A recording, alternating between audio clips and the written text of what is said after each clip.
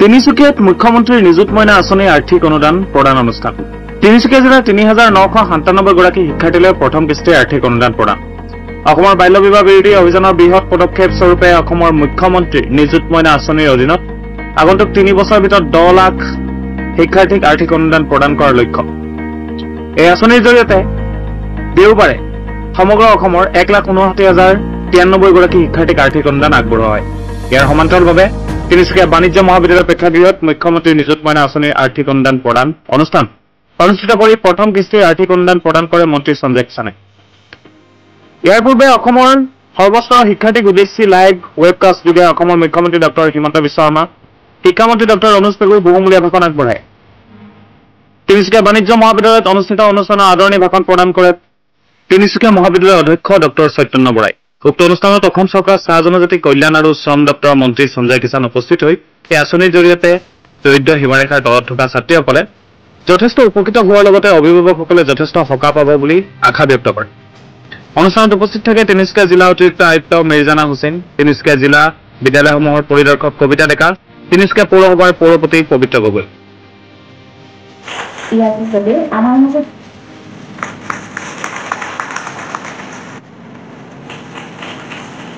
ধন্যবাদ ভাষণ প্ৰদান কৰিব মহাবিদ্যালয়ৰ অধ্যক্ষ ডঃ চৈতন্য বৰাই আগবাঢ়ি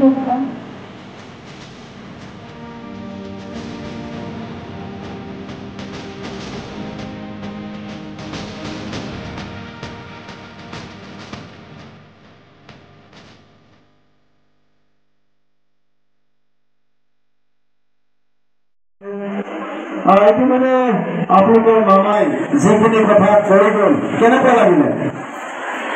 ভাল লাগিলে নে? ঠিক আছে।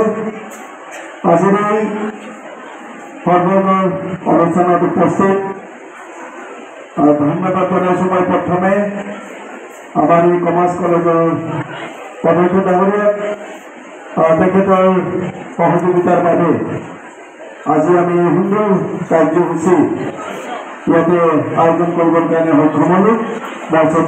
আমাৰ মাজত উপস্থিত হৈ আমাক উৎসাহ আৰু প্ৰেৰণা যোগাইছে অতিৰিক্ত আয়ুক্ত মেৰিজানা বাবুকো মই অশেষ প্ৰথমে মাননীয় মুখ্যমন্ত্ৰী ডাঙৰীয়াক অশেষ ধন্যবাদ জ্ঞাপন কৰিছোঁ।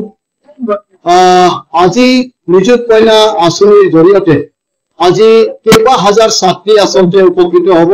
কেৱল ছাত্ৰীসকলে নহয়, তেওঁলোকৰ পৰিবাৰ, তেওঁলোকৰ মাক দেউতাকসকলে যথেষ্ট সকাহ পাব। আৰু মাননীয় মুখ্যমন্ত্ৰী ডাঙৰীয়া সদায় বিশেষভাৱে ছাত্ৰীসকলৰ শিক্ষাৰ কাৰণে অনবৰতে তেওঁ চিন্তিত।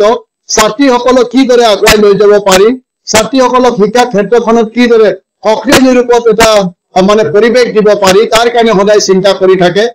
যেনেদৰে তেওঁ চাইকেলৰ ব্যৱস্থা আমাৰ ছাত্ৰীসকলৰ কাৰণে কৰিছিলে, স্কুটিৰ ব্যৱস্থা ছাত্ৰীসকলৰ কাৰণে কৰিছিল। আৰু এইবিলাক আঁচনিৰ ফলত যথেষ্ট ছাত্ৰী আৰু তেওঁলোকৰ মাক দেউতাকসকলে উপকৃত হৈছিলে।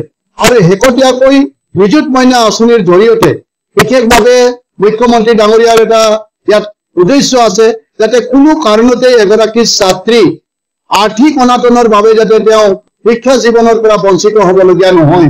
কোনো এগৰাকী ছাত্ৰীয়ে আৰ্থিক অনাটনৰ বাবে তেওঁ শিক্ষা জীৱন বাদ দি পেলাই সৰু কালতে তেওঁ বিয়া হ'বলগীয়া নহয়। এনেকুৱা পৰিৱেশ অসমৰ পৰা সম্পূৰ্ণভাৱে নাইকিয়া কৰিবৰ কাৰণেই আজি এই নিযুত মইনা আঁচনি আনিছে। আৰু যাৰ দ্বাৰা প্ৰত্যেক মাহে আমাৰ এই ছাত্ৰীসকলে এটা অনুদান পাবৰ কাৰণে সক্ষম হ'ব, যি অনুদানে তেওঁলোকৰ কলেজলৈ যোৱা, কলেজৰ বিভিন্ন খৰচ পাতিৰ কাৰণে তেওঁলোকে যিটো মাক দেউতাকসকলৰ পৰা ল'বলগীয়া হৈছিলে, এই পৰিৱেশটো সম্পূৰ্ণভাৱে নাইকিয়া হ'ব। কাৰণ মাক দেউতাকসকলে যথেষ্ট কষ্ট অৰ্জন কৰি পেলাই তেওঁলোকে এই ব্যৱস্থা কৰিবৰ কাৰণে সক্ষম হৈছিলে, এই পুঁজি যোগাৰ কৰিবৰ কাৰণে সক্ষম হৈছিলে। কিন্তু এতিয়াৰ পৰা এই আঁচনি আমি প্ৰদান কৰাৰ পাছত সেই মাক দেউতাকসকলে সেই দুখীয়া পৰিবাৰটোৱে যথেষ্ট সকাহ পাব। আৰু মই ভাবিছো যে এতিয়া আৰু অসমত বাল্য বিবাহ নহ'ব। আৰু এতিয়া অসমত কোনো এগৰাকী ছাত্ৰী কলেজ এৰি পেলাই বা স্কুল এৰি পেলাই তেওঁলোকে ঘৰমুৱা হ'বলগীয়া নহ'ব। শিক্ষাৰ ক্ষেত্ৰখন যথেষ্ট শক্তিশালী হৈ উঠিব আমাৰ অসমখনত।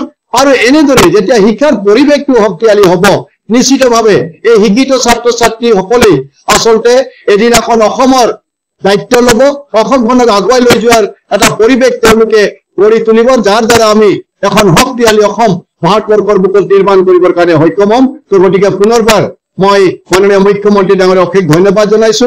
লগতে আজি কমাৰ্চ কলেজৰ এই কাৰ্যসূচী আমি সফলভাৱে ৰূপায়ণ কৰিলো।